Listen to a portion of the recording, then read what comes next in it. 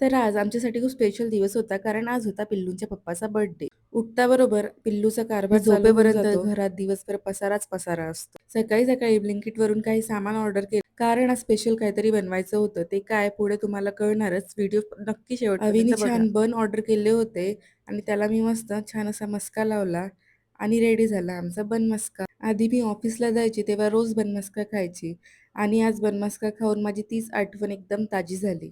आता तेच दिवस परत येणार की नाही काही माहीत नाही. परत ऑफिस जॉइन करणार की नाही याचा ठाव ठिकाणा पण नाही. असो, खूप दिवसापासून फेस वॉश चेंज नव्हतं केलं, म्हणून आज हे नवीन डर्माटसचं फेस वॉश ऑर्डर केलं होतं. छान सर्व लवकर-लवकर घर आवरलं आणि छान पनीर पुलाव बनवायला घेतला. हो, तर आज बर्थडे बॉयची फर्माईश होती, की आज पनीर पुलाव बनवायचा. तर विचार केला, की तुमच्यासोबत पण माझी रेसिपी शेअर करून घ्यावी. तर त्यासाठी मी आधी छान पनीर फ्राय करून घेतले आणि काजू फ्राय करून घेतले.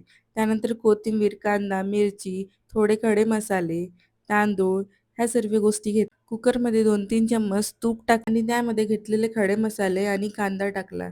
तो छान परतून घेतला आणि उन्हाळ्याचं किचनमध्ये किती गरम होते हे फक्त एका स्वयंपाक करणाऱ्या बाईलाच माहीत असते.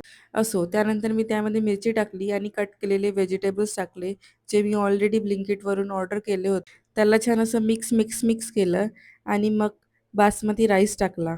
त्यामध्ये थोडं मीठ, थोडं मिरेपूड आणि फ्राय केलेले काजू आणि पनीर पण टाकलं. मी सर्व काही माझ्या अंदाजानेच टाकते, मोजमाप करून टाकत नाही. त्यानंतर मी पावभाजी मसाला टाकला, त्यानी पुलावला छान टेस्ट येतो आणि 2 शिट्ट्या कुकरच्या घेतल्या. 1-2च शिट्ट्या घ्यायच्या म्हणजे भात असा मोकळा-मोकळा होतो. चला तर त्यानंतर मी छान देवाला नैवेद्य केला आणि माझ्या सासरहून एक पार्सल आलं होतं. त्या पार्सलमध्ये काय आहे हे बघण्यासाठी please follow me, subscribe my channel. Bye.